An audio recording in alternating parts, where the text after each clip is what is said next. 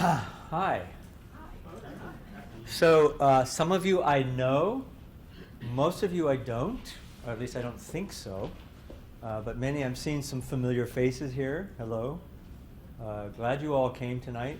And so what I want to do tonight is to give you a glimpse into what we mean when we talk about Agile leadership, all right? And so how many people here are Scrum Masters? All right. How many people here are Agile coaches? All right. How about product owners? Program managers? Consultants? How about Agile consultants? How about people whose roles I haven't called out yet? So now, this talk, I invite you to take it very personally. So I've been working in the Agile space for about since 1999. And in the early 2000s, I started getting involved in working with large corporations who were doing Agile, back when almost nobody in large corporations were doing that. And the thing that started to happen very quickly is leaders and managers started coming to me and asking, so what is the job of the Agile manager and leader? And here's the thing that I told them, and that have been telling them ever since: your job as an Agile leader is to grow yourself as a leader. The rest comes much more easily to the degree that you grow yourself as an Agile leader. And then they say, oh, no, that's not what I mean. What am I supposed to do? So then I spent years trying to tell them what to do, and they wouldn't do it. Sound familiar? Yeah. So this talk is about getting to the operating system, the underlying operating system of what it is to be an Agile leader. This is not an easy talk to do, because some of it is not going to be easy to understand. So I'm wanting you guys to be my thinking partners tonight, all right? I've been doing this long enough to be reasonably convinced that it really begins, and when I'm speaking to leaders, it begins with you as a leader. It begins with how you make sense of the world around you and of yourself, all right? So don't worry about whether or not you understand everything I'm talking about. It's okay, let it wash over you. I'm speaking to all leaders, and I'm also really speaking to leaders in organizations, organizational leaders, enterprise coaches, those kinds of people. So, so these are the topics that I want to hit on. So, about how much time do we have, Brian? Hour and a half. Please. Hour and a half? Okay. Hour and then discussion after that. Right. Okay. Good. So, I'm pretty sure that I can get through what I have to get through in about 45 minutes, a little, maybe roughly there, and then we'll spend the rest of the time having a conversation. For me, the best part of these kinds of talks is the conversation, that we'll have as a group. Okay. So, so these are the topics that I want to hit on. So first of all, what's the market technology environment? Another way of saying that is, why Agile leadership? Why agility to begin with? So I want to get to first principles, because we talk about Agile like we think we're talking about the same thing, but we're not always talking about the same thing. So I want to get to sort of original principles. And so this is about moving from a predict and plan sort of mindset and management methodology to a sense and respond. All right? So that, for me, is what agility is all about. Whether we're talking about Agile teams, whether we're talking about Agile development, whether we're talking about enterprise agility, whatever it is we're talking about, that's essentially what I mean, and I'll unpack that. Moving from delivery agility to organizational agility. So we've gotten reasonably good in the industry at Agile delivery. Would you agree? Yes. You shouldn't agree. No. Better than organizational agility. Yeah. So I'm going to. So I want to make a case for that you cannot have delivery agility without organizational agility. Simply impossible, right? It's like having a toe without a foot. You can't have it. Can you? Maybe you can. I don't think so. I haven't figured it out yet. Probably not, right? So it's kind of like that. So then we get to, so what is the job of the Agile leader? The job of the Agile leader is to catalyze. So I'm going to use strange big words tonight. Forgive me, right? The job of the Agile leader is to catalyze organizational agility. Is to catalyze, to bring about an ecosystem in which organizational agility naturally emerges. If it doesn't naturally emerge, if we have to force it, forget it. It's not going to work. So then we move to the inner operating system of the Agile leader. So I'm going to be using this operating system metaphor a lot this evening. And then what does this have to do with your organization? So we're going to point it back to kind of your organization, and then we're going to have a rich, hopefully a rich, I suspect a rich conversation. So that's my intention for tonight. You guys with me? Yep. Good. Okay, cool. So today's market technology environment, volatility is the first thing. Volatility means that something happens that we don't expect.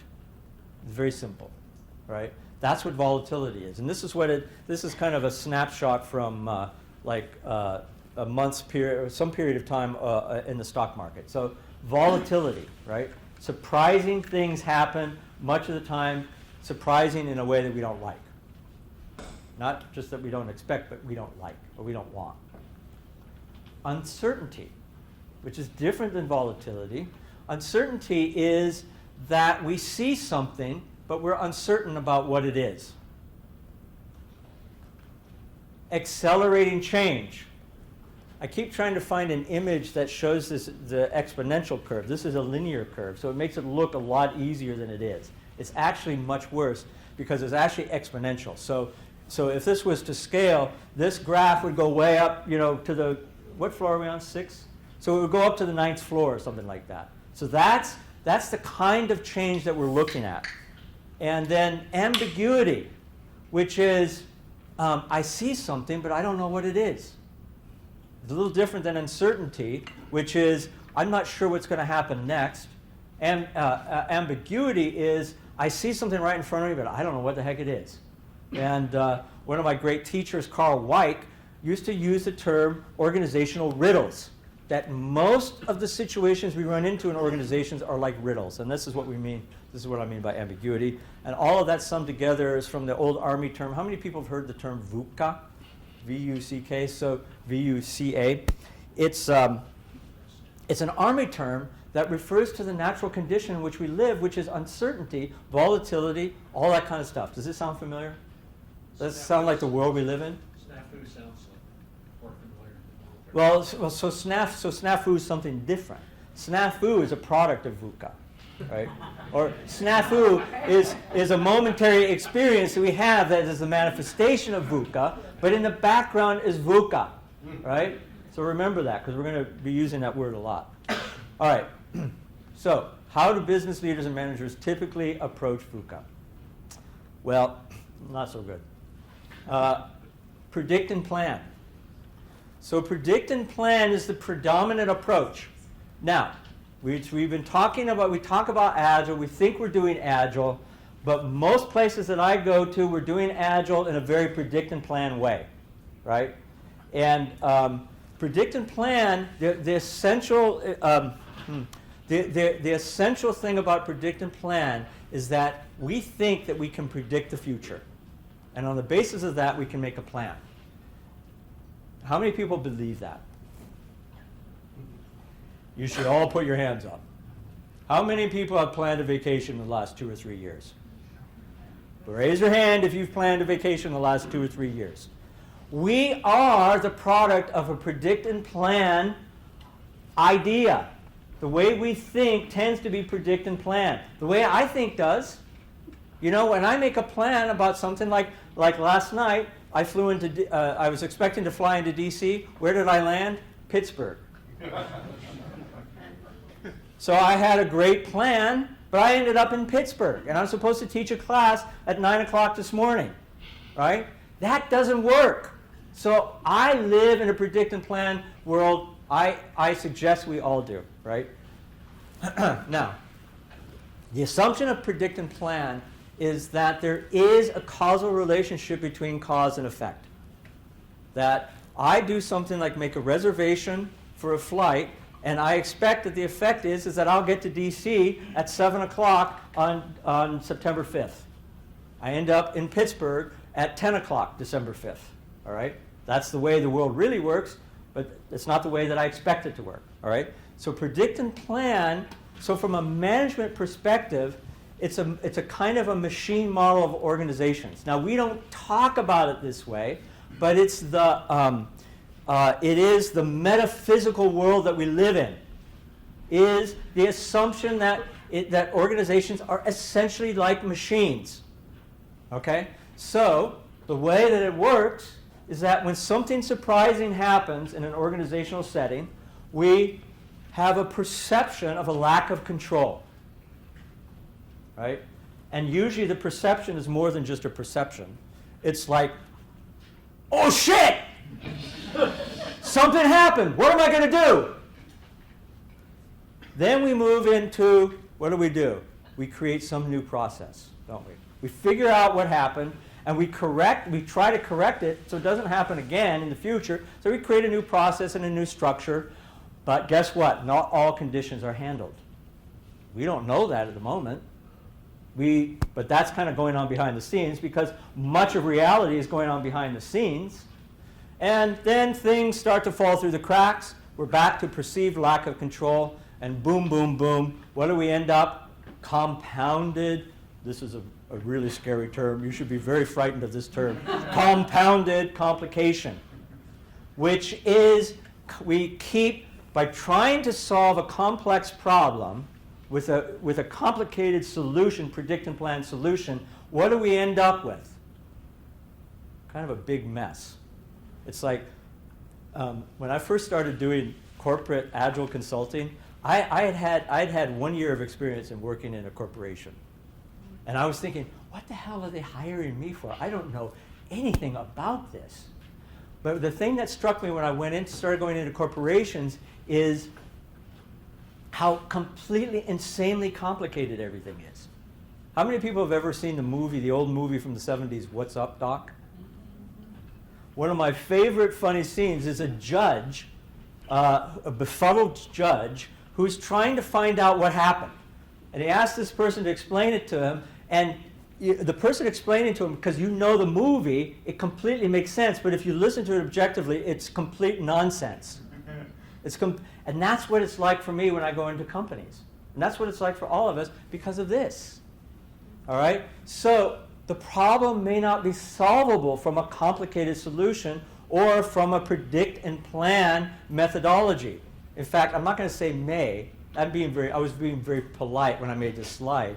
It is absolutely, indisputably not solvable, because we live essentially in a different kind of world. We don't live in a complicated world. So a different approach would be what some people call a sense and respond approach.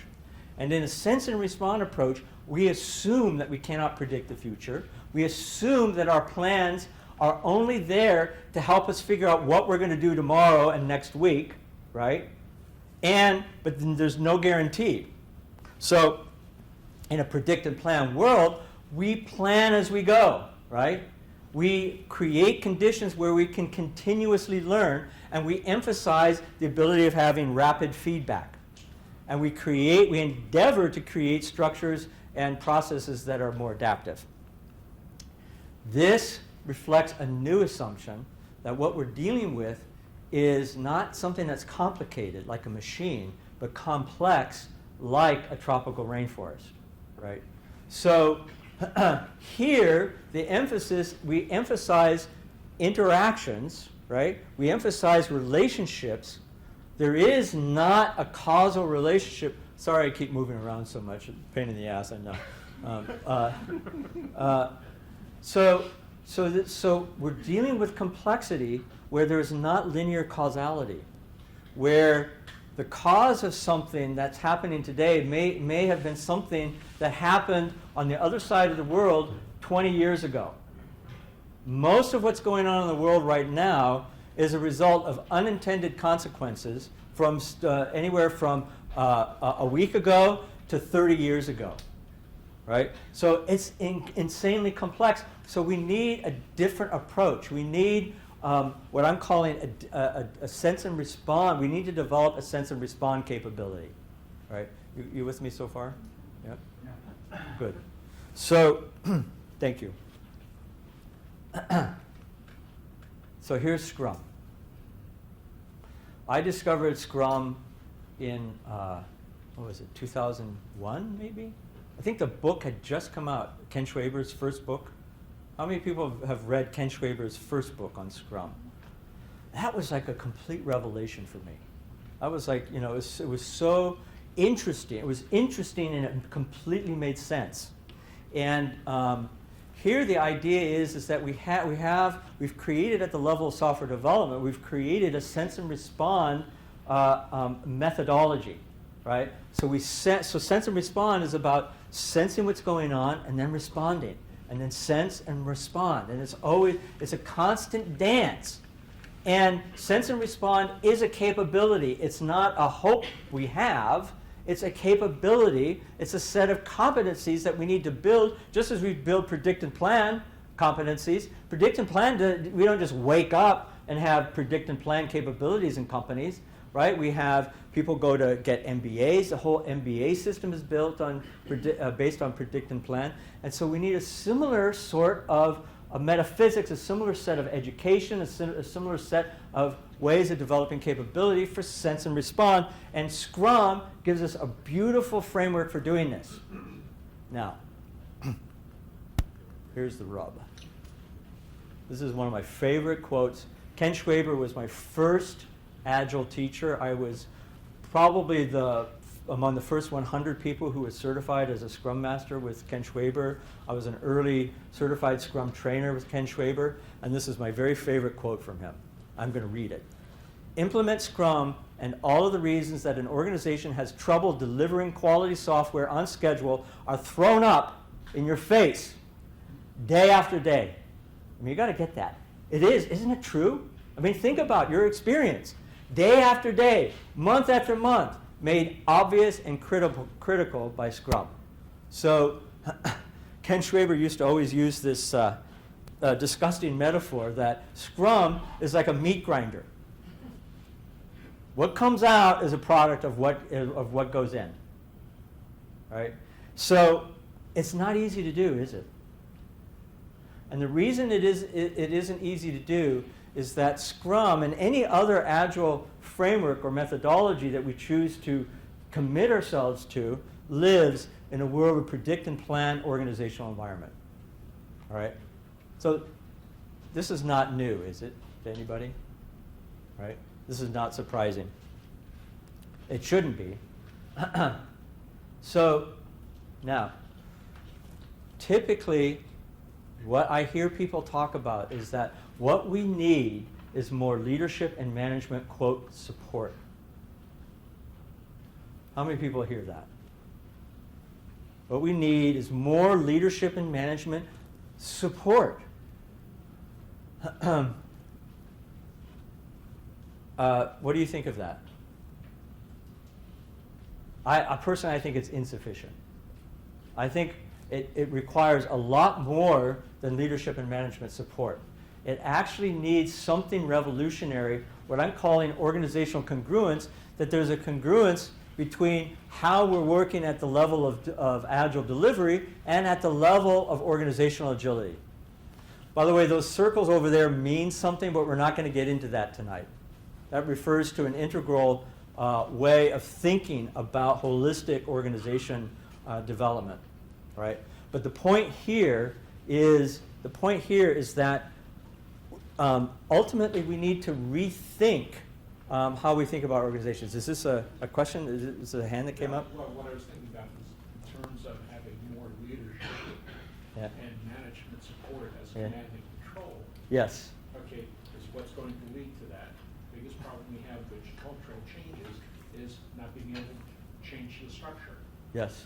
Because culture follows structure. Okay, so so I would I'd like to suggest that that's a theory, and it's a viable theory, but it's not the only theory. So so I'm just going to make a little brief plug for integral thinking. This is not a talk about integral thinking. And those of you who don't know what integral is, just look up the word integral online and you'll get more information than you can possibly absorb. But the idea of integral is that we need lots and lots of different perspectives, that any single perspective only gives us a complete view of the picture, an incomplete view of the picture. And that integral is about completing our views. And so these circles indicates a set of different views that will help us get a more complete picture of organizations. So while that's true, that alone is not true, in my opinion. Yeah. Okay, great. So the second premise, so the first premise was, in order to meet the inherent complexity of VUCA, companies need to develop greater sense and respond capability. That was the first premise we sort of established a moment ago. The second premise is, to grow sustainably high-performance team delivery agility, you need to cultivate the emergence of broader organizational agility. The wording is key. You cannot mandate, you cannot motivate organizational agility into existence because it's a complex phenomenon. And so it reminds me of the story of a friend of mine who was an ecologist named Jack White, who worked in Illinois.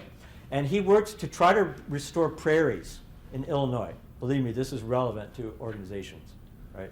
His job was to restore prairies, and so people who owned land that they wanted to restore to prairie would hire Jack White.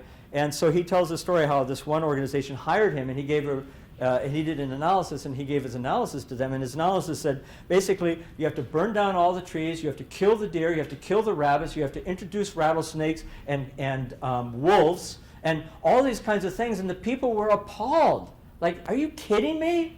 This doesn't make any sense. And that is the nature of complex systems. Oftentimes, the solutions will not make sense. All right, so organizational agility, I'm tempted to read all of that, but take a moment and just look at that. But basically, organizational agility is about developing sense and respond capability at the level of the whole organization. So it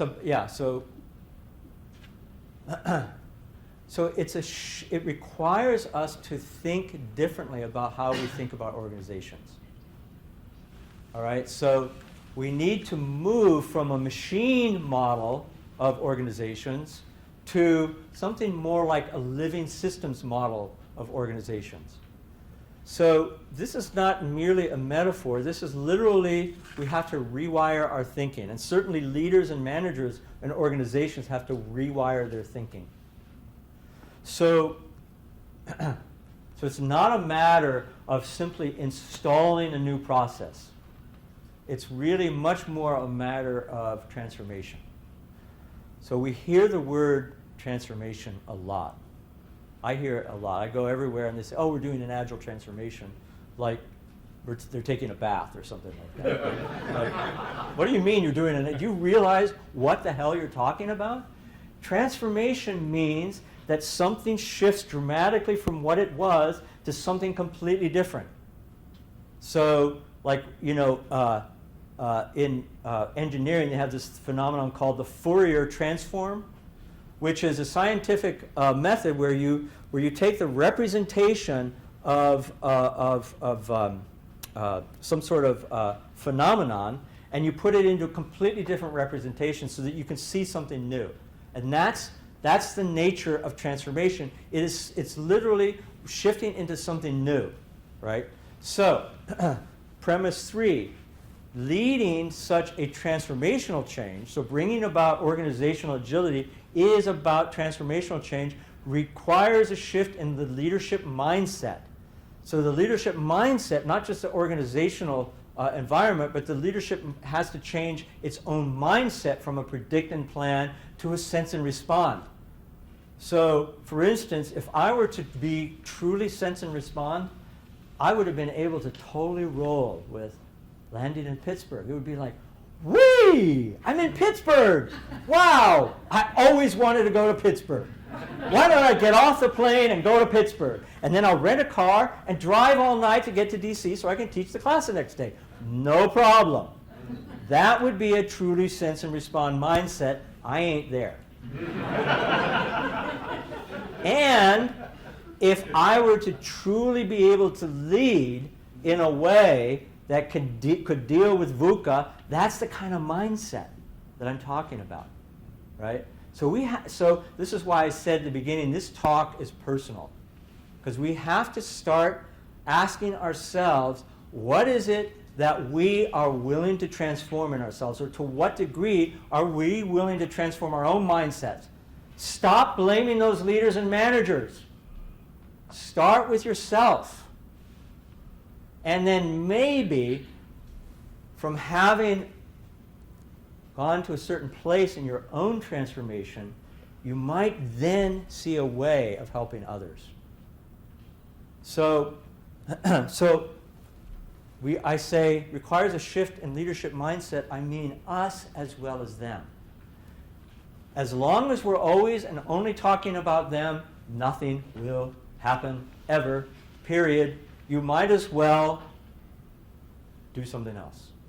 Or you might as well keep doing what you're doing and keep looking to see what in me needs to shift in order to be the catalyst that I aspire to be. All right, so I feel you with me. You feel that in the room?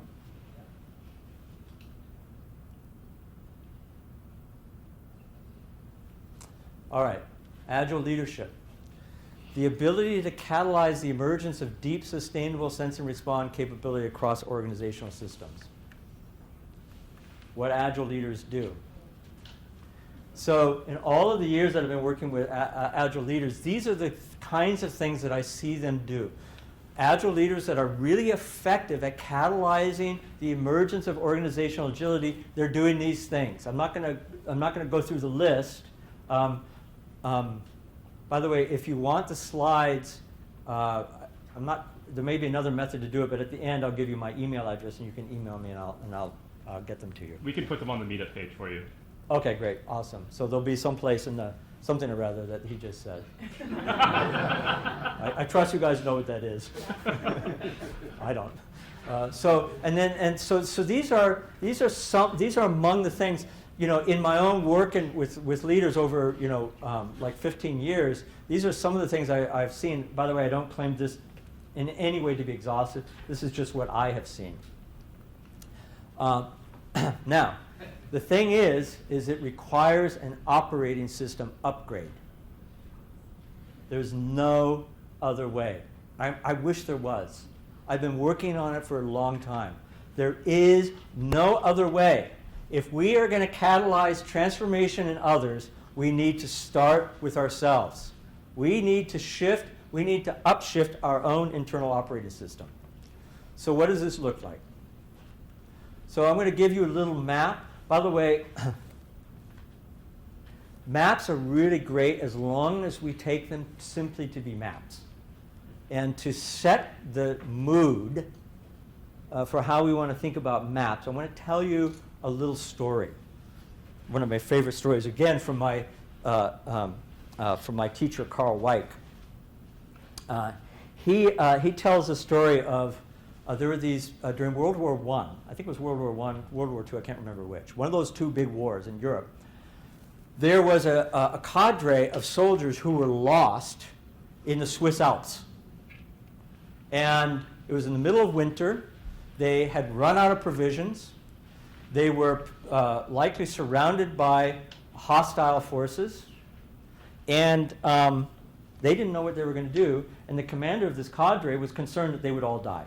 If they didn't get out of there, they would all die. So he pulled a map out of his knapsack, unfolded it, unfurled it, and said, okay, I think this is what we need to do. We need to go due east for several miles. We need to do southwest for, like that. And so he tracked a course for the cadre to get out of the mountains and to a village. And they made it to a village, and they were all saved. And then, several days later, as soldiers were recovering from this experience, one of the soldiers happened to look in the captain's knapsack and unfolded the map and looked at it. I think you guys know, some of you know where this is going. It was not a map of the Swiss Alps. It was a map of the Pyrenees Mountains, some 1,000 miles away. So the thing about maps is any map will do. Right? As long as it's reasonable. As long as it's reasonable. As long as we believe it. So I'm asking you to believe this map, just for the sake of, to help us get out of the Swiss mountains, Swiss Alps. All right, so this is how it unfolds. So there are 3 parts. The first part is personal leadership. So this has to do with my own capacity for sense making. It has to do with, and by the way, I differentiate sense making from meaning making. Sense making is how I make sense of information that's coming to me from around in my world, right? So it's a kind of a cognitive way of making sense. Meaning making is emotional. Somebody says something to me, and I make up a story about what's going on. Somebody says something, and I am insulted, right? They did not insult me, I promise you. But I take that they did. That's meaning making. Sense making is when something strange happens when I'm driving down the road, what's the sense that I make of it? I can't tell if this person's making a right turn or a left turn. I need to somehow figure it out. So that's the difference between sense making and meaning making. All right? My capacity to empathically relate with others. So these are all things that happen in our own internal sense-making operating system. We're going to unpack this a little bit more in just a moment. All right, so that's the complexity of sense-making. The next part of this map, I often call this 3 horizons of Agile leadership. The next one is relationship leadership, my ability to relate with others, to communicate effectively with others. Right? To collaborate, to be able to be in collaborations. I've recently started a new company, and so I've been collaborating with new people, and collaboration is really hard, isn't it? How many people find that collaboration is pretty hard? All right. How many people of you who didn't raise your hand are lying? It's really, really hard. So there's relationship leadership, and so we want to develop complexity in relationship. Complexity in our capacity to relate with lots of different people in lots of different situations. So to the degree we can do that, we're going to be able to facilitate organization leadership, which is what we typically think about when we think about like management and leadership. We tend to think of it in the organizational context. My suggestion is that unless we develop our own internal sense-making operating system and develop skillfulness in relationships, you might as well forget about being able to impact the broader organizational context. I'm sorry to deliver so much bad news. Okay, so these all, like I was just saying, all lead to one another. Right? So it's an operating system in this sense. There's a kernel, there's services, and then there's I can't remember all the different terminology of the different parts of the operating system, but there are lots of different parts. So let's dive into the sense-making kernel, the operating system kernel. So what do you see? How many people, take a look at this picture. How many people see a young woman in a hat? Raise your hand if that's true. All right. How many people see an old woman with a large nose? Right. And some of us might be able to see both. All right. So now, here's a question. Where does the picture exist? On the screen? In here, right? So that's what we're referring to by sense making. And so we construct the world in our minds. It doesn't just, it's not like, we're not like a processing machine that takes information in. We literally construct the world based on input that's coming in. So it's kind of like this lens that we're looking through, right? That lens always intervenes with what's going on between us and the world. The lens it doesn't only color what's happening, it literally determines it. So we literally see tigers in our world that aren't actually there. And then we don't see tigers that actually are there, right? So how many people know what I'm talking about here?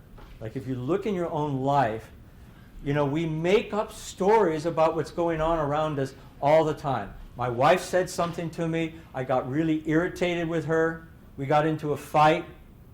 Where did all of that happen? It happened in our minds. It happened in our own sense-making apparatus. So we need to develop the capacity to see our own sense-making lenses.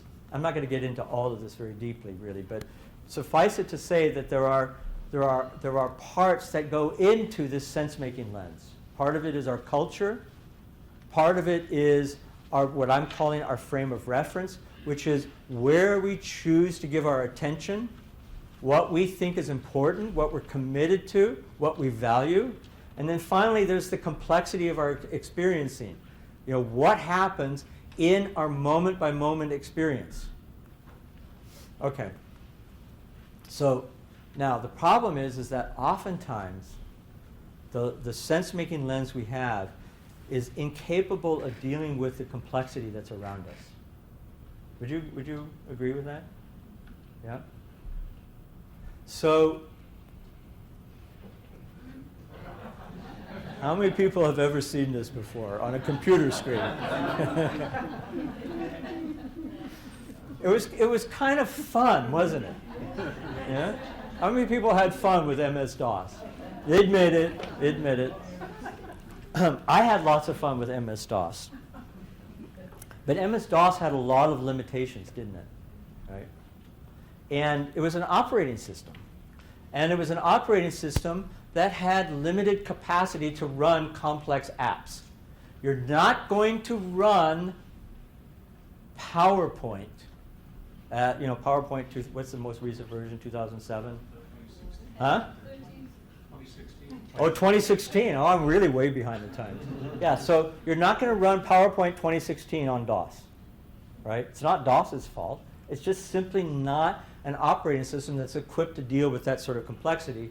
So along comes Windows 1.0. Suddenly we have quasi-multitasking. We have this graphical user interface, really a completely different capability. It's an operating system capability.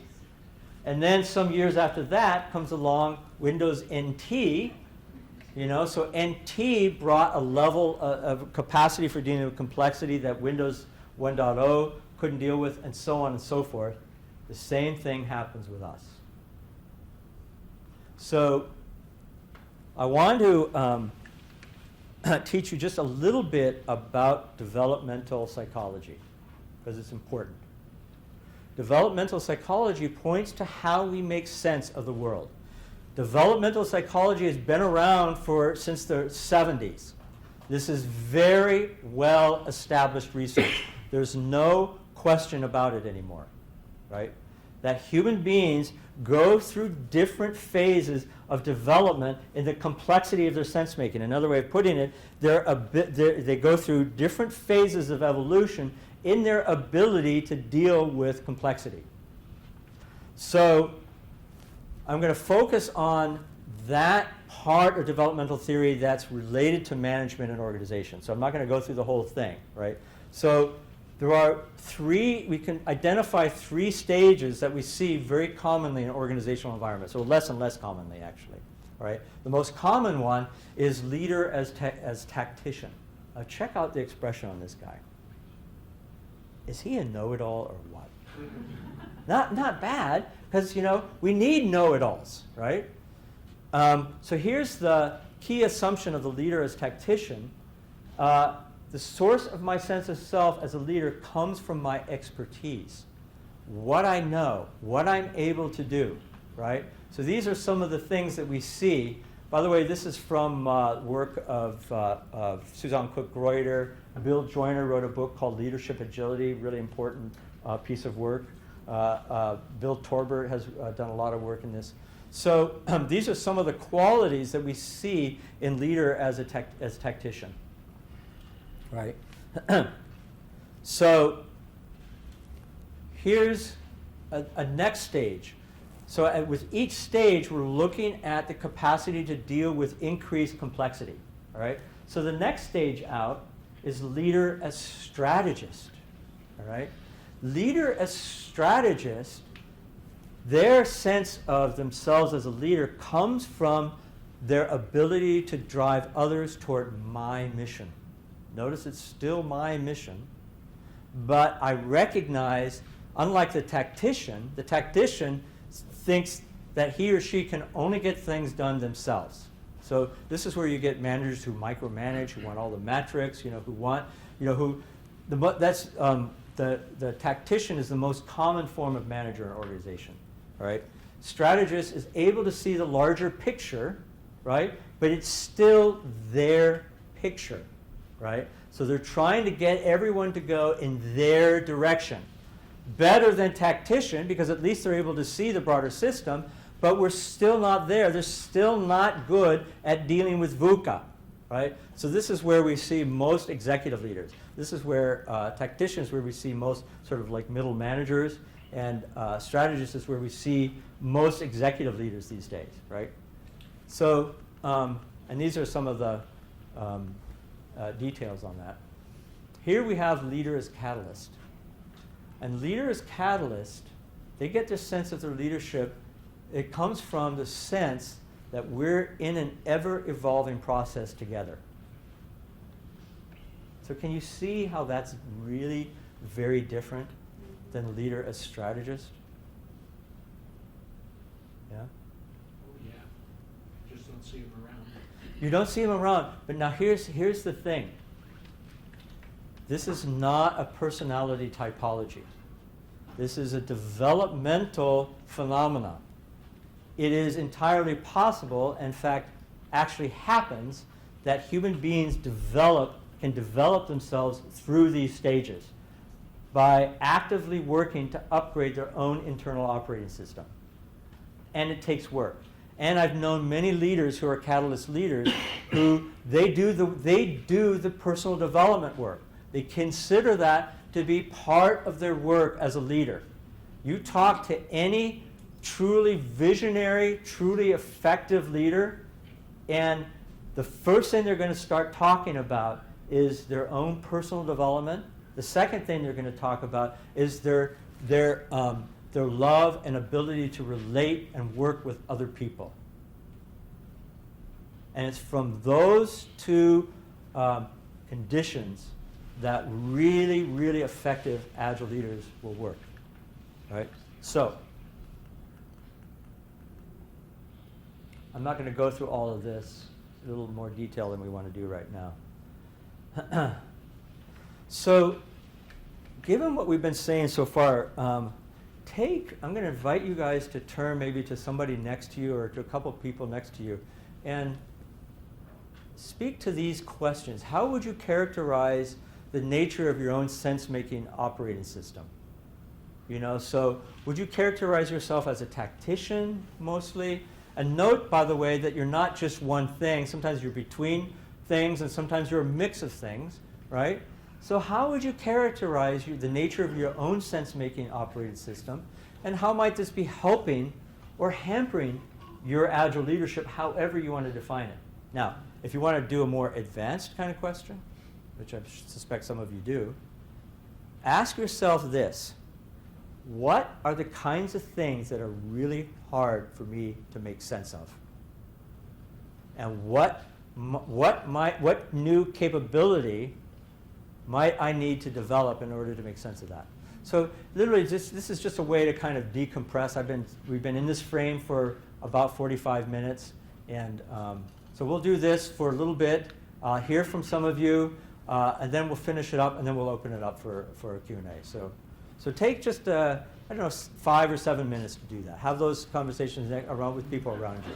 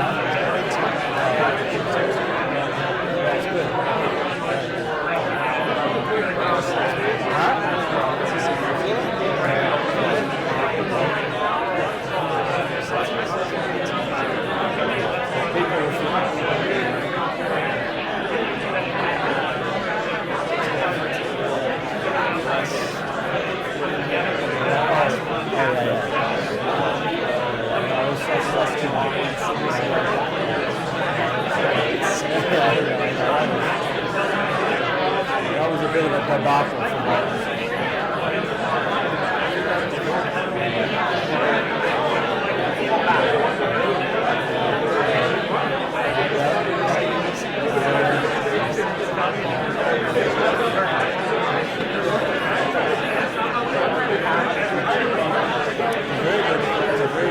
a big crowd.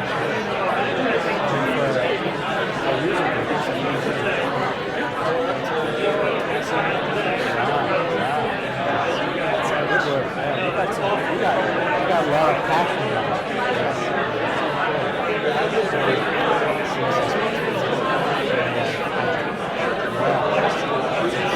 It's so hard to keep up.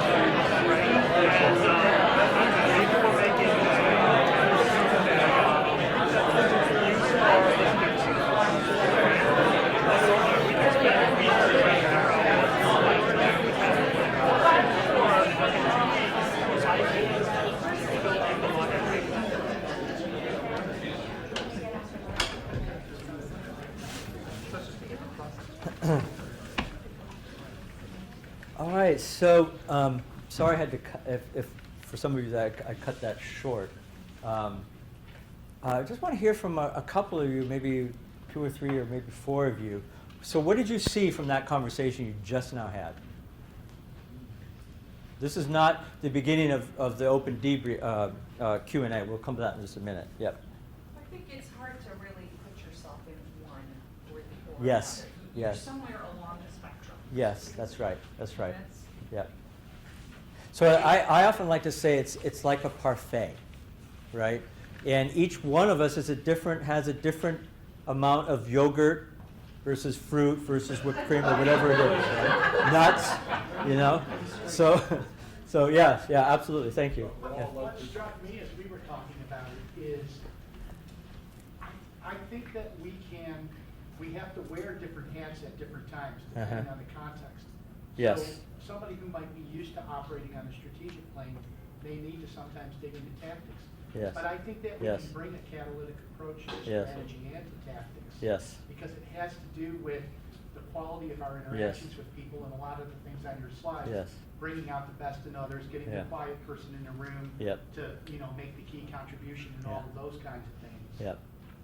Yeah, I absolutely. And see, the trouble with tactician and strategist isn't that they have the wrong way of making sense. It's that they tend to think that their way of making sense is the only way. And it isn't. When you get into catalyzing level of leadership, we start to see people who are able to see that sometimes I need to bring a strategist frame to my leadership. Sometimes I need to bring a tactician frame to my leadership, but all within the context of what is it that I'm trying to create in the larger scheme of things.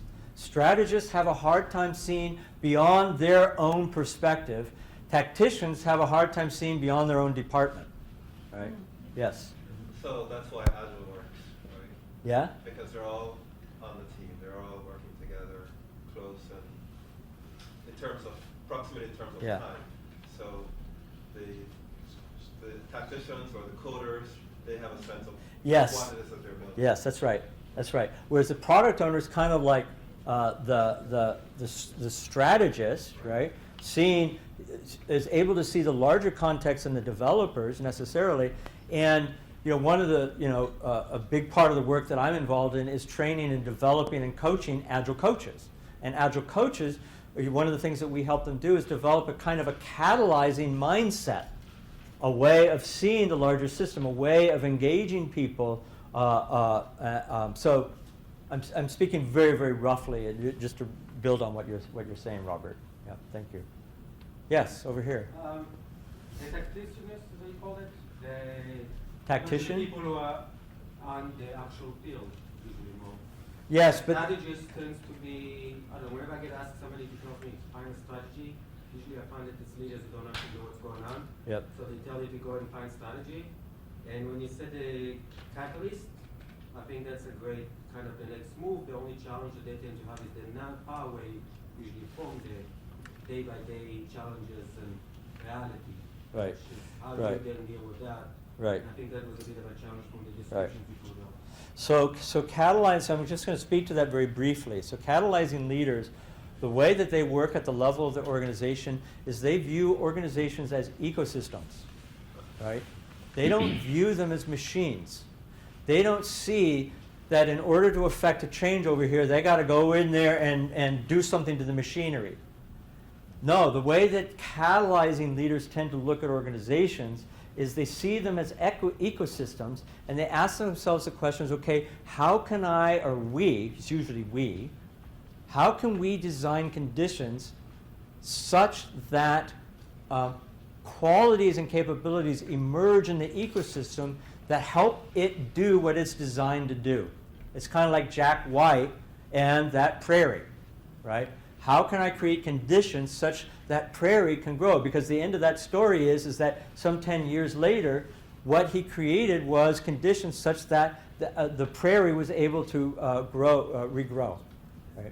So can you see that it's a completely different way of thinking about organizational management and organizational systems? We'll take one more reflection on this exercise, then take a few minutes to close this, and then we'll completely open up for questions and conversation. Anything else on this exercise? Yes? Well, what I was wondering is that staying in the competition mindset actually hampers your personal development. And you can only move forward. Yes. Yes, that's right. So the thing is, the question is what do you identify with? If you identify yourself with all of the belief systems of a tactitional leader, you are going to be limited, right? And yep, I think that's what I would say to that.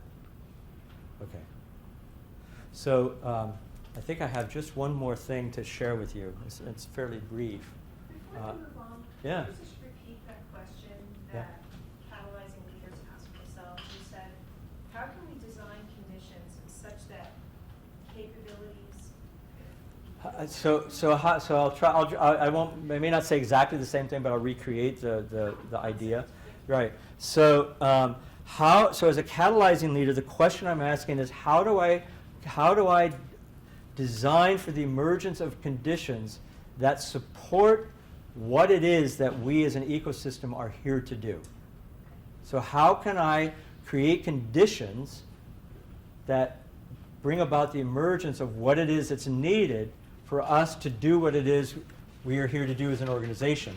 So if you look at like a company, right? So how can I develop capabilities? And unfortunately, we just simply don't.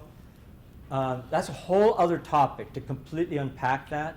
But it has been unpacked, and it is being unpacked, which is how to do this in an organizational environment. And just to give you a couple key words, integral has a lot to do with it.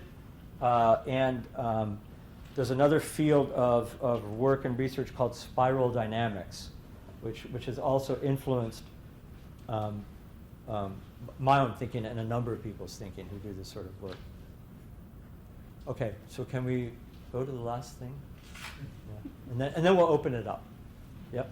I was going to say, when you say integral, you mean as it relates to organizational behavior or? So can you hold that question? Because that's going to open up possibly Pandora's box, and we'll see what we need to do about that. All right. Thank you. All right. So stages of Agile adoption. I'm not going to go into this. I'm certainly not going to try to defend it. But basically the idea here is that knowing what kind of agility you're trying to do in your company is really going to be helpful. Now, I keep hearing companies that are talking about we're doing an Agile transformation. When I hear Agile transformation, I think of organizational agility. That's not what most of those people are talking about. Most of those people, what they're really talking about is by the way, scaled Agile is still delivery agility. So a lot of people in the scaling world like to talk about that what they're doing is they're working at the level of enterprise transformation. Not really. They're just simply adjusting structures to make it a little bit easier to do delivery agility, and usually what they end up doing to do that is to take enormous shortcuts that end up causing a lot of problems elsewhere in the organizations. I'm not saying that, by the way, to diss scaling. I'm just simply wanting to call it what it is. It is a delivery methodology. That's all it is. It has nothing to do with transforming the enterprise. Transforming the enterprise, you could say that scaling starts to happen in this domain of business agility, where we're starting to focus on strategies to increase business value. But I'm not going to believe your organization is doing business agility unless I'm hearing and seeing evidence of a really powerful and advanced application of lean startup. And all of that kind of stuff. So the application of lean thinking into enterprise solutions, if you're not doing that, you're not really doing business agility. You're still maybe between delivery agility and business agility. And organizational agility is something quite different, and it includes both of them. And most organizational agile adoption efforts are, again, like a parfait, a mix of these. Usually a lot of delivery agility, a little bit of business agility, and a smattering of organizational agility. All right?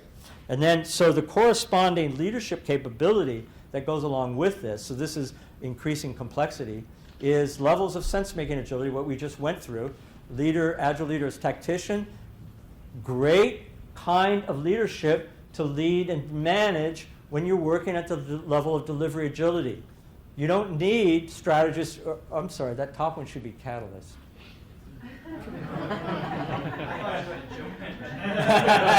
The big punchline. Catalyst is really strategist. Yay! Joke's on you! No, it's just really bad. Oh, did my laptop die? No, I was going to switch to the Agile.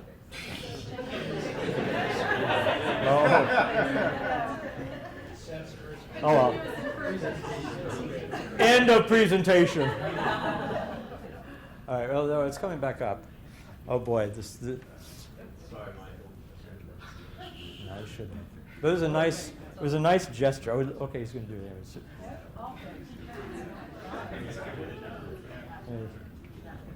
Almost done. I'm so sorry.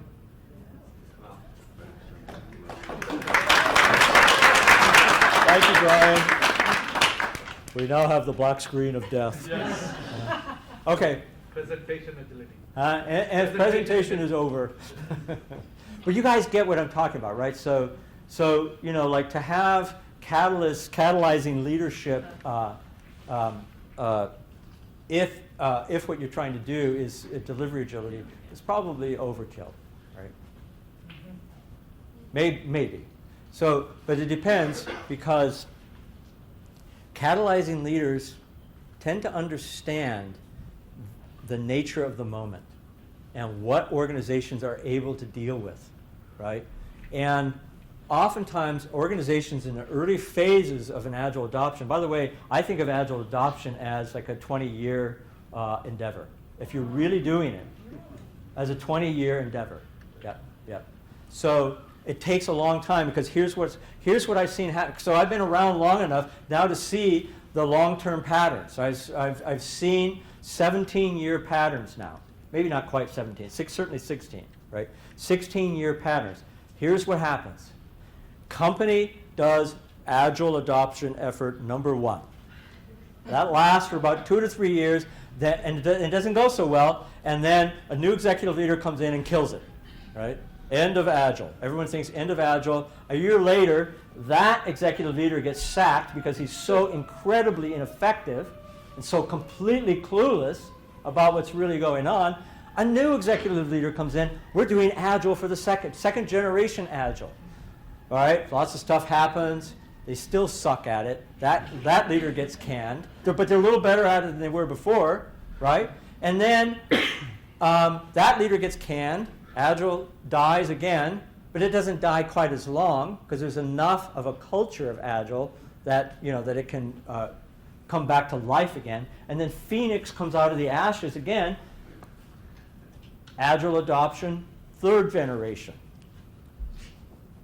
So that's about as far as I've seen it go. 3rd generation is better than 2nd generation, but it's still at best operating at this level, right?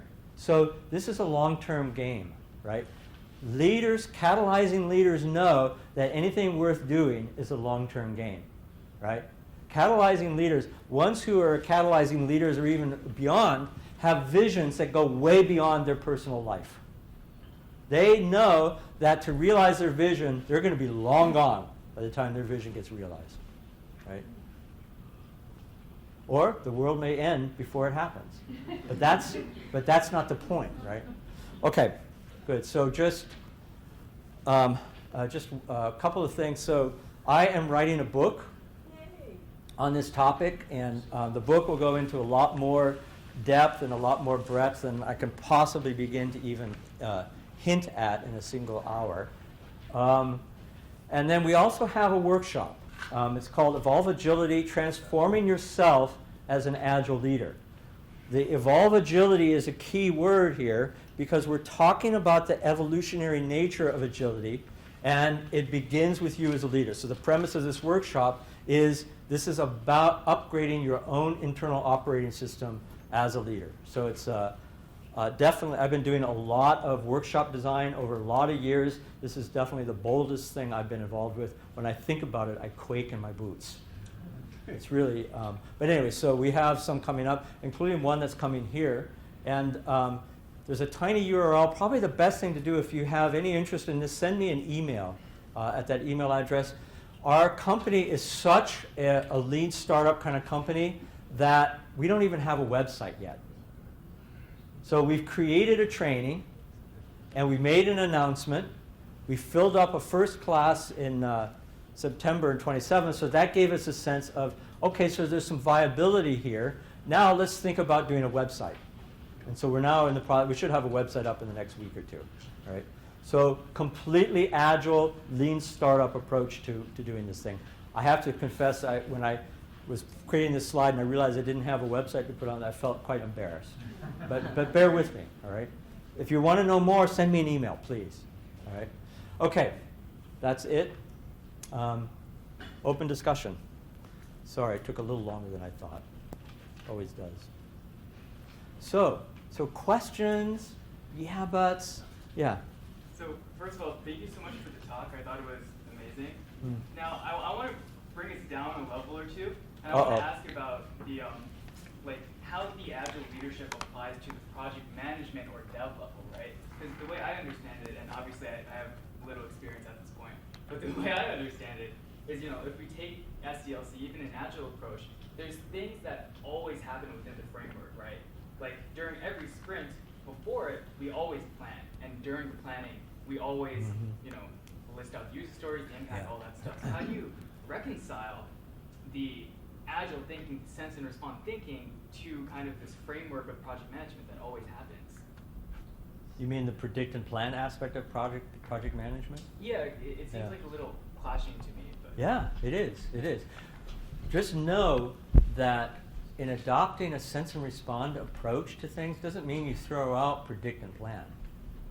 You just use it to the degree that it's useful, right? So a lot of people say of Agile, well, it's Agile, we don't need to plan, right? So from the very beginning, I was always a huge advocate of Agile chartering, which is bringing the entire project community together to envision and create a roadmap for how we're going to attack the development and delivery of this product and service. Now, the thing is this is a highly sense and respond approach to planning, right? So I'm not saying don't plan a vacation. I'm not saying, honey, let's go to the airport and see where we're going to go. I wouldn't advocate that, right? So there's an element of planning, and at the same time, it's a kind of approach to planning that recognizes, as Dwight Eisenhower said, the point is not the plan. The point is what happens to us as a community in the process of planning something together.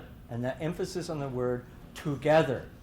It's about creating shared understanding, shared commitment, shared vision. And and then you can throw, once you've got that, then it's like your map of the Pyrenees Mountains. You don't need it anymore. Is that useful? yeah, thank you. Hopefully it's not too cryptic. Yeah. Yeah, I appreciate your giving the talk. I think it's very inspiring for me. I've worked at a lot of different companies, but generally the companies I've worked at, a very large swath, right? I guess I've been lucky. I've worked there when they were what we're calling agile, which I just termed to be creative and open. So there's a lot of energy when you have that sort of thing taking place, because now everything isn't so set in stone. Yeah. Like the way you think about solutions and problems and how you tackle obstacles on the most basic level, personal and otherwise, is always a creative endeavor every day. Yeah. So I've tended to gravitate in one way or another into those sort of environments. And I've seen a lot of incredible things happen at, a lot of different companies, Yeah. Sony, Sega, Microsoft, LexisNexis, a lot of different companies. But then at some point they mature and they turn into this very stale, Yeah. solid block of cheese where everybody's kind of invested and protected and isolated in silos, which kills the creativity. And then we're getting into these frameworks we're talking about. So what happened? Why does there seem to be such a large demand to get back and have this discussion of reflection that you're talking about? And what's the first thing people can do to start adding that competency back for themselves? So when I go into a large company, I never assume, in fact, I think it's a complete fantasy to think that we can transform entire companies. But what we can do is we can create conditions in which emergent transformation can happen within pockets inside of companies, right?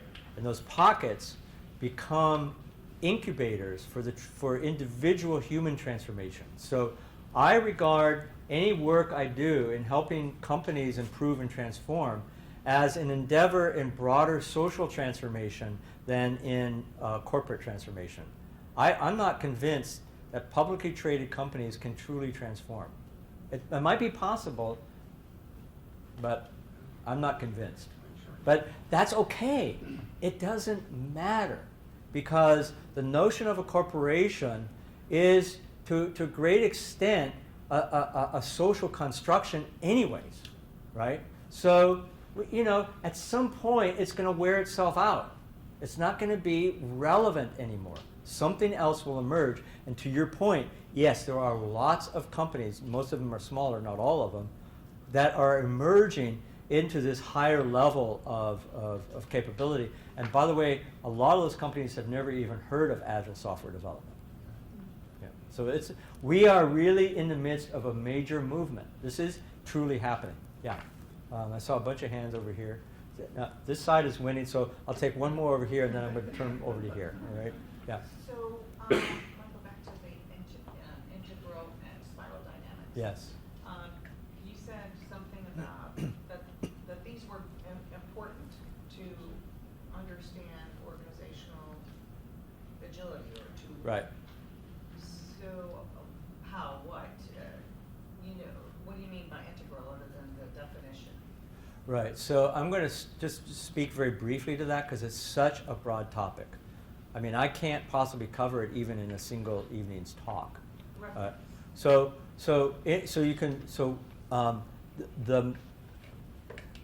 I would say the place I would go to first would be Ken Wilber.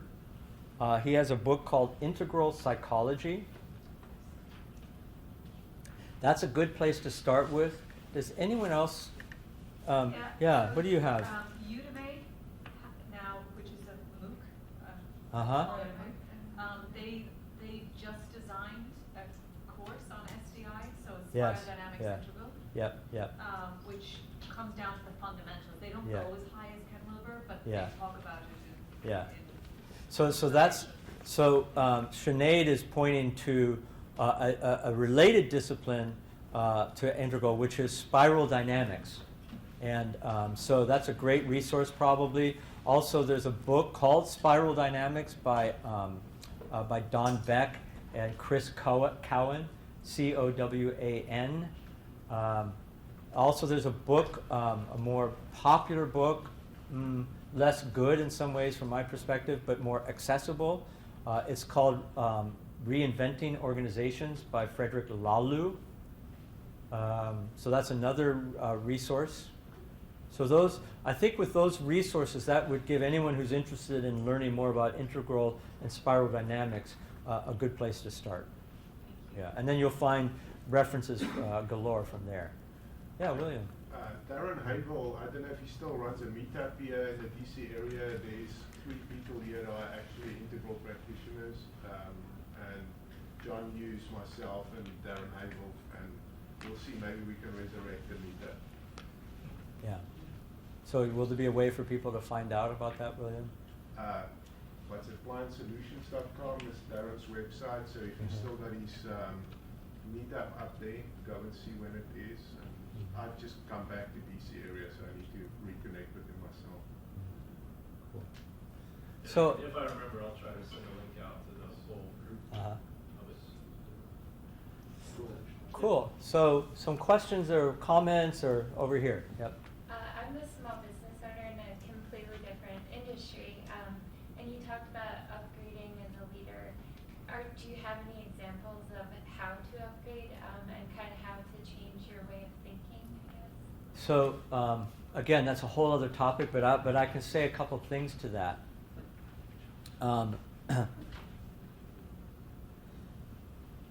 I've come to the conclusion over years of doing this kind of work that it requires a different kind of education. It's non-conceptual education, it's experiential education, and it's education that has a very strong professional coaching dimension to it. So leaders have to be supported to move beyond their comfort zone. And by support, I mean that they have to be, to some degree, pushed, whether by a coach or by a mentor or by maybe some organizational environmental condition. So, for instance, the catalyzing leaders I know who are really good at developing leaders. And one of the things they do when they're developing leaders is they put them into situations that stretch them. Not stretch them in terms of their competence or their expertise, but stretch them in terms of what they're able to deal with emotionally, psychologically, and cognitively. You following me? So I'm convinced that's the only way.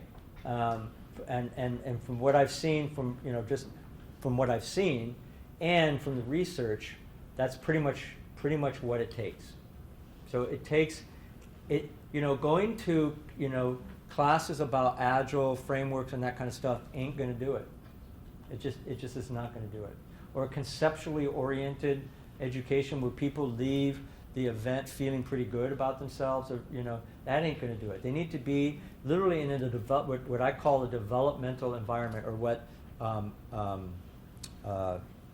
what's his name calls a deliberatively developmental organization. Robert Teagan. He has a book called Everybody Culture or something like that. Creating a deliberatively developmental organization. It's creating conditions that are deliberatively developmental, which is to say it's deliberatively constructed to catalyze people's internal operating system upgrade. And it's happening. I mean, it's a big part of leadership development now. So the most advanced work in leadership development is talking about this stuff. This is how they talk about it. So just follow on, would that include coaching? Oh, absolutely. One-on-one coaching, Yep. and would you recommend any particular programs, not necessarily just for one-on-one coaching, but are there programs that one could go through that would provide that? To develop yourself as a coach? As a leader. As a leader. Yeah, I don't think I think coaching is to some degree relevant for leaders, but I wouldn't recommend necessarily. I mean, I guess leaders can get, coaching programs can be deliberatively developmental in the sense that we're talking about here, but thank you. But there's probably a faster track for leaders because you're also developing a lot of skills as a coach, which is important, but a little bit off topic, in my opinion. Yeah. Yes. Could you name one or two leaders that have evolved catalysts as we've gone through this developmental process? I know several personally, and there are many who exist, and for some reason they're just not coming to mind. And I'm also afraid to say the names of some of them because it could end up becoming a politically rancorous conversation. There are many, many out there, and many of them you already know. Many of the most famous ones we're very, very familiar with. Nelson Mandela is one person, for instance, who comes to mind. But you need not necessarily be a godlike figure to be at the level of catalyzing leaders. You already know many of them. everyone in this room, you already know many catalyzing leaders. You know who they are. Yeah. Sorry to be not more helpful on that. Yeah. Sort of on that same vein, maybe not in one person, but in the capacity for a company.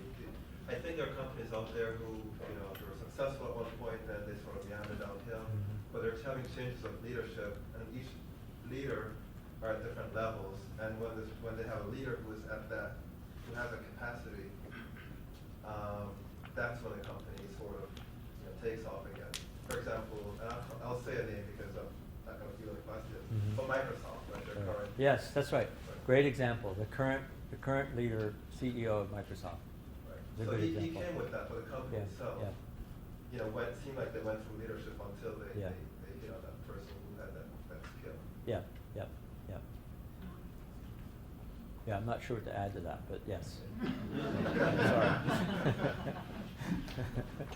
Sorry. Yeah, over here, and then a couple more over here, and then we'll come back to this side. I know you guys are. Yeah. Thank you again for tonight. I was wondering if you could give maybe a 2-minute elevator pitch of what your class entails. So the class Evolve Agility is a 3-day workshop, and what it is a sequence of activities and experiences that have leaders experience their own leadership, and where the gap is between how they are currently leading and how they aspire to lead. And so there are a series of very, very specifically designed activities that are designed to expose that.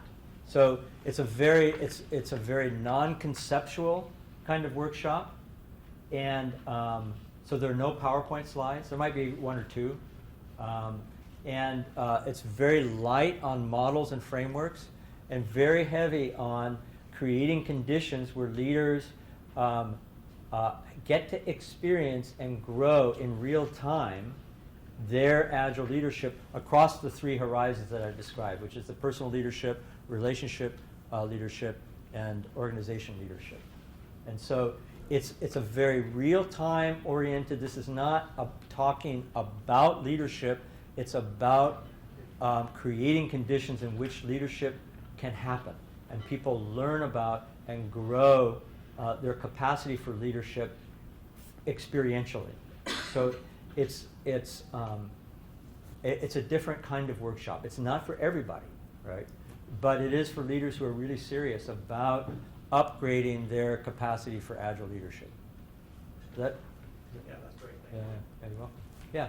So to do this, to be an agile leader, and to be a catalyst, and to see things getting done bigger than, the sum is greater than the whole, the parts. I might be getting that wrong. Yeah. But it takes a lot of energy. Yeah. I think it takes a lot of psychic, emotional energy. Yeah. It takes a lot of involvement of a different sort maybe than when you were talking about the typical strategist that we find at the C-level in a lot of organizations. Can you talk about how a person remains energized? Because I think that ties into also the question about how an organization stays energized. Yeah. And Yes. Have you thought very much on that? Do you have any thoughts on that? Yeah. It's such a great question. Thank you, everyone. These are really, these are personally interesting questions for me, so thank you for that. It's a really good question. Here's what I've noticed about catalyzing leaders that I've worked with, leaders who are operating at that level. They tend to be the most relaxed leaders I've ever seen. Because the thing is they don't take it personally. They're less inclined to take things personally. They're much more inclined to collaborate with others and let others do some of the heavy lifting. They don't have ego invested in it having to be done their way. They're able to let go of control. And I can tell you from personal experience that to the degree that I can let go of control, and I'm only kind of a tiny bit of the way there, to the degree that I can let go of being in control, I'm more relaxed. So has nothing to do with the amount of work. the amount of work that executive leaders have oftentimes is that which they bring onto themselves because of their unwillingness to let go of control, let go of attachment to an old world view that ain't working anymore. So, and the same thing for organizations. Organizations are a reflection. The developmental capacity of an organization is a reflection of the company's leaders and the company's board. Yeah. I'd like to add to that. There's catalytic leaders that I've seen are ones who also inspired by giving a purpose, a higher purpose. Yes, that's right. That's right. And Yes. motivating people constantly with Yeah. that kind of a higher purpose rather than other things. Right? Yeah. And negativity begets negativity, so Yeah. try to avoid that. So, to your point, and by the way, you're all touching on topics that if we had, 4 more hours, we could really go into, right? We got plenty of caffeine. Huh? But to put a cap on what you're saying, Kenny, right, is, by the way, if I don't say your name, it's because I can't see your name tag. So Kenny, how many people have read Meg Wheatley's book? What's it called again? Someone help me out. What's it? Science, the new Management in the New Sciences, or something like that. She wrote this book back in the early 90s. And one of the things she talked about is that organizations are like complex adaptive systems. And you know what I'm talking about, complex adaptive system? Like a tropical rainforest is a complex adaptive system, right? And you can't change a complex adaptive system by, telling it what to do or giving it job assignments or whatever. But you can alter a complex adaptive system by helping reorient how it looks at the world. And orienting, so there's a term that I use, which is orienting people around common vision. That's one of the things that effective Agile leaders do, is they orient people around common vision. So that's a big, it's not the only part of it, because since it's integral, there's lots of different things that have to happen, but that's one of them. Yeah. Good. Thank you. Yeah. Yes. I was just recently learning about Scrum and Agile and even becoming a Scrum Master, but I have no experience in any of this. I mean, people automatically jump to the ITs, so is it becoming more widespread in a lot of industries? That's one part of my question. Trying to figure out what's the best way to go about this, and just getting a certificate, then it seems like there's 5 to 10 other certificates and acronyms that you need to go along with it. So again, I don't have any IT experience at all. So I don't know how to speak to any of that really, except to say that don't worry so much about that stuff. It's kind of a personal thing. I wouldn't worry so much about that stuff. Yeah. Find what's meaningful for you, what you care about. If you follow certificates, you may end up with certificates, but not a career that you love necessarily. Sorry. Yes, please.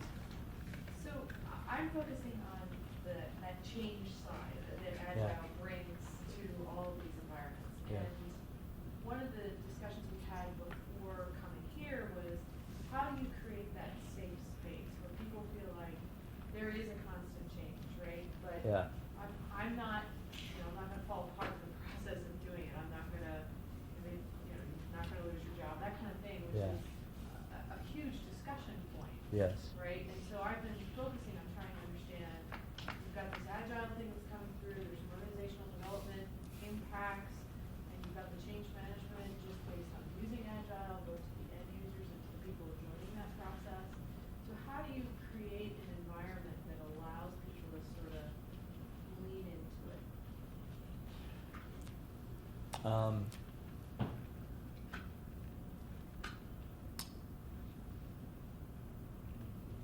I'm thinking how to respond in a way that's useful. I think most of today's managers are addicted to change. And they're chasing every 6 months or so, they're chasing the newest shiny object. And companies are constituted to encourage this sort of change chasing, you know. So executive leaders are replaced every 6 months. You know, the board doesn't like what they're doing, or the stockholders don't like what they're doing. By the way, in my view, if we got rid of the notion of public traded companies, we could get rid of 90% of our problems. I don't know to New York, Mike. Huh? I don't know to New York. Yeah, I'm sure they'll welcome me. So, Brian, how are we doing with time? Yeah, all right, okay, good. All right, sorry, I know see, the problem is that the answer to most of these kinds of questions requires us to look more broadly at the broader system. We can't solve the problem where the problem is happening most of the time, because the source of the problem is somewhere else. And it might have happened 10, 15, 20 years ago. Or it may be such a general global condition that we don't even know what it is. So one of the things that we do is we teach leaders about systemic thinking. How to understand the nature of secondary causes, unintended consequences. Most of the problems in the world, most of the challenges, like North Korea, tell me about it. Talk about the law of unintended consequences. If you study the history of U.S. foreign policy in relation to North Korea, you will come to the conclusion that they are absolutely right in their position. And I know that's an apparently appalling thing to say, but it's the nature of secondary causes and unintended consequences. We create unintended consequences every day, and we don't notice it because we haven't developed the capacity to notice what's going on around us in a way that can take in the complexity. See, this is what we're talking about, right? If we don't have the capacity for systemic thinking, we simply cannot see the secondary causes we're generating and the unintended consequences that are the result of our actions. I can't even see it in my own every day-to-day life. I mean, and I'm reasonably good at systemic thinking. But then, you know, there's an explosion with my wife. And I realize, shit, here we are again. The law of unintended consequences. I forgot to take out the garbage 3 weeks ago, and I'm dealing with it today. Because I promised, right? And I broke a promise. That's the law of unintended consequence. Every time you break a promise, there is an unintended consequence. You may not like that. You may not agree with it. But go out and look at the stars. Go out into the middle of the desert, look at the stars, and complain about your right to break your promise, and notice the benign indifference of the universe. Cool. So, yeah. Well, taking all this all in, and I worked for one company for a very long time, a large company, and organizational silos is a big issue with large companies because managers maybe want to change, but they're changing in the context of what their organization, their slice of the puzzle, rather than looking vertically and truly understanding what's the value you're trying to do, what is that true north for your company. Yes. And the contextual awareness is not there. People think they're doing the right thing because everybody wants to do the right thing. Yes, that's right, of course. But no, and I actually accept that as a canonical fact, that people want to do the right thing. Sorry. The book Team of Teams by General Stanley Crystal is a great book in my mind, but it talks about complicated versus complex. Complex is kind of what you were talking about today, ever-changing situations where you have to think on your feet, and the only way you can do that is if everybody has the contextual awareness, and that Yes. shares the information. Yes, yes. And then you work together Yes. toward the same goals. Yeah, that's exactly right. And what you're pointing to, Bob, in that, is the notion of a human system as an ecosystem. Exactly.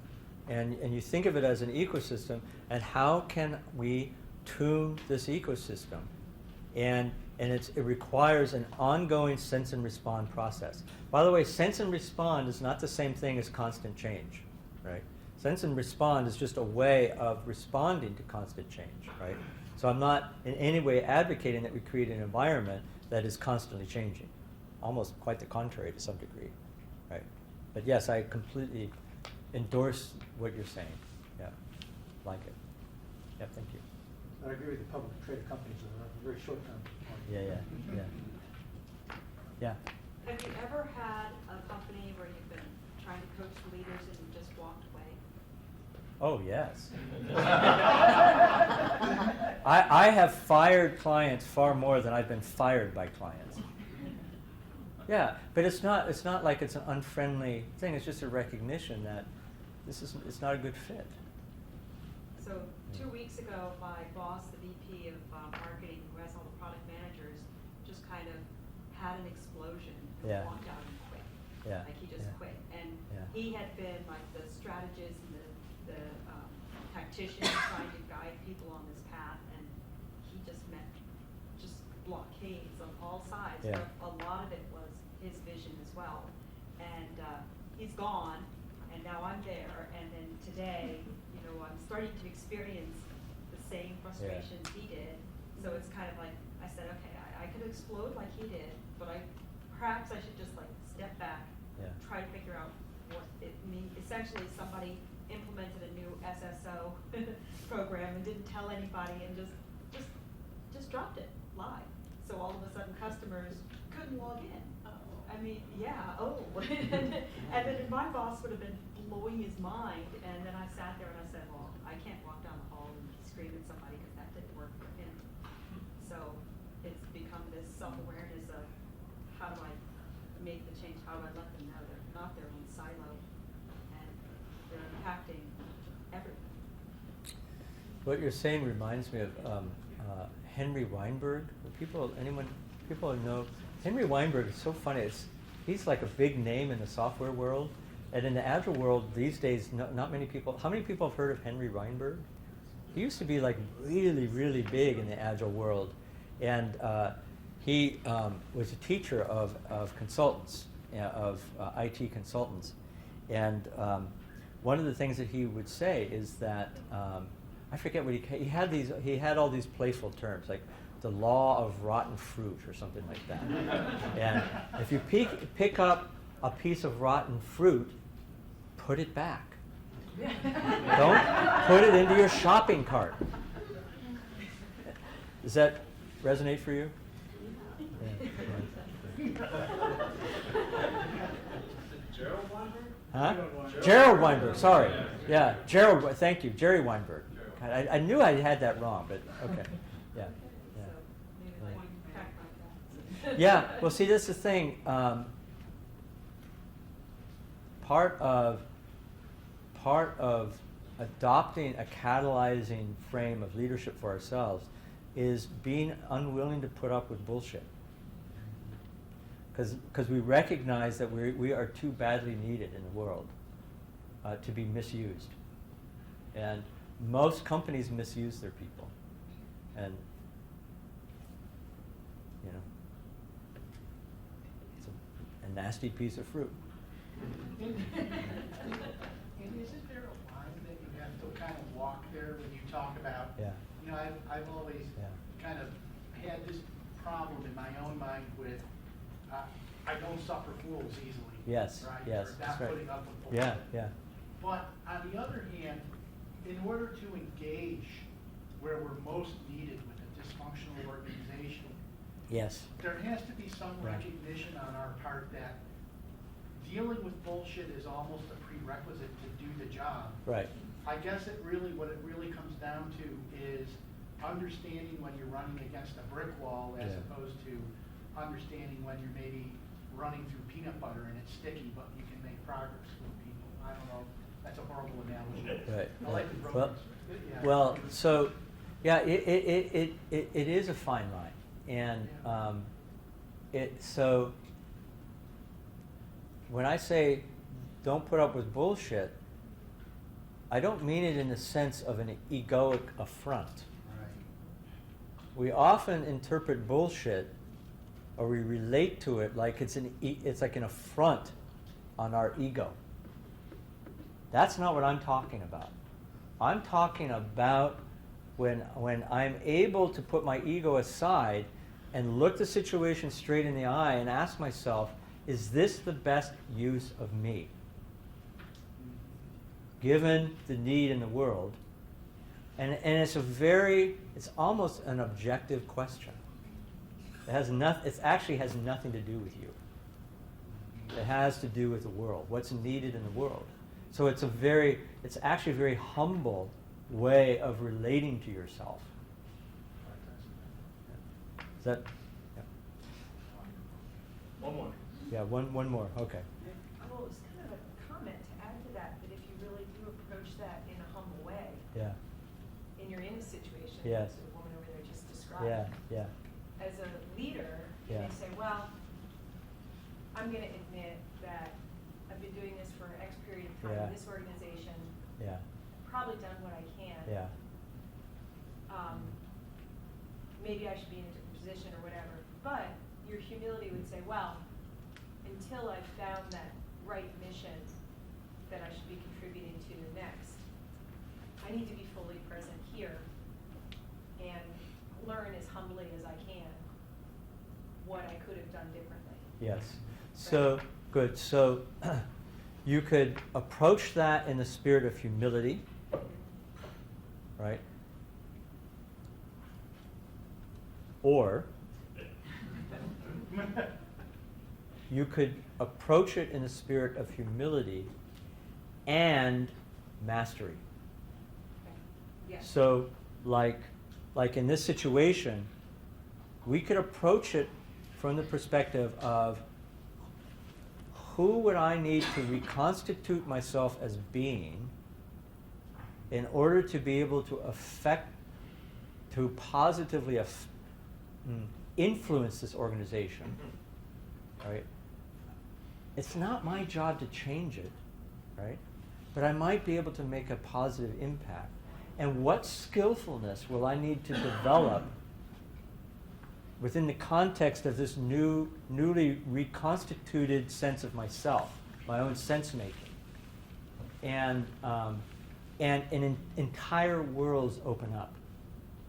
It's literally unbelievable to me how much wisdom there is out there.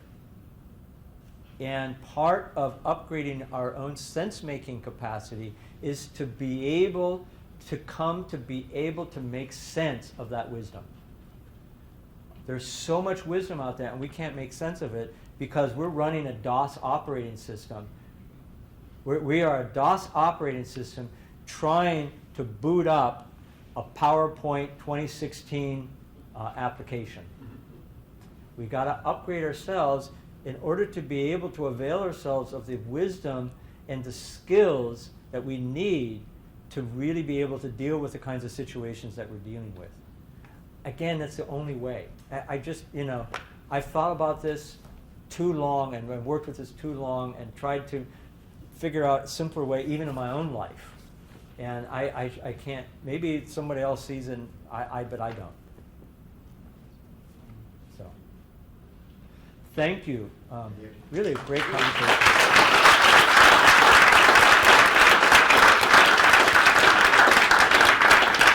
So you have a very appropriate book, I think, if anybody, I've taken the course with Craig Larman on large-scale Scrum, and you want to get a crash course in system thinking and causal loop diagramming. Good book. There's a guy that will take you through that. So, good book, signed by him, but Michael, if you could do the honors. Oh, okay.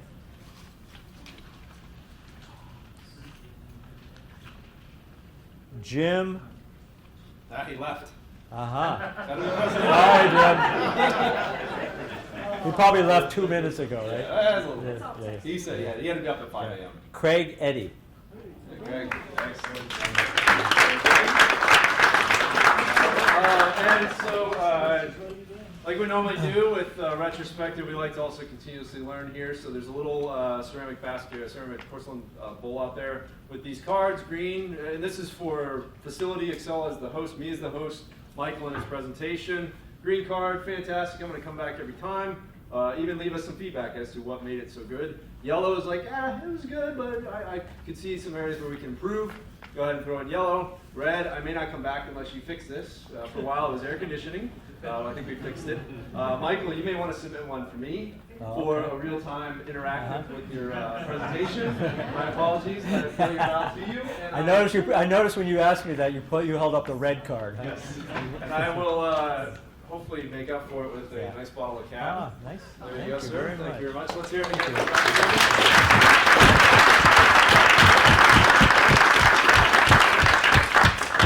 We're going to, we'll post certainly the link to the registration for the Agile Leadership. I'll even make I feel bad for this, but it's an appropriate plug, I think. At Agile DC, me and another colleague, Julie Wyman, are actually going to give a crash course on system thinking and causal loop diagramming. So it's a very introductory, 45 minutes crash course into it. It's just barely even touches the surface. How do you feel about fifth discipline and Peter Senge's? I love it. I think it's great, very digestible by many into systems thinking. So I'm a big fan of that. I know Lisa, you turned me on. You turned me on. Craig even said, if you haven't read it, you got to read it. So great book. That'll even spawn a whole bunch of other books. And I think Meg Wheatley's was Leadership in the New Science. Yes, Leadership in the New Science. That's what it is. I haven't read it, but I just looked it up on Amazon. There's probably some pizza left. Have some. Stick around. We'll definitely be here. I know Dr. Young, don't keep him here until 11. He's got to teach coaching Agile teams along with Simon tomorrow morning. So please give him some R&R. And if you're interested and wondered what's all this stuff up here and why Michael and Simon are here, is they're giving that coaching Agile teams course, and highly recommend it. We're bringing it back here once every 10 months or so. But if you want to go take a trip to Stockholm, Sweden, they come to that town every now and then, or if you want to go out to California or wherever, it's definitely all around the country and all around the world. So highly encourage you to take that course if you haven't taken it already. So thank you all again for coming out. And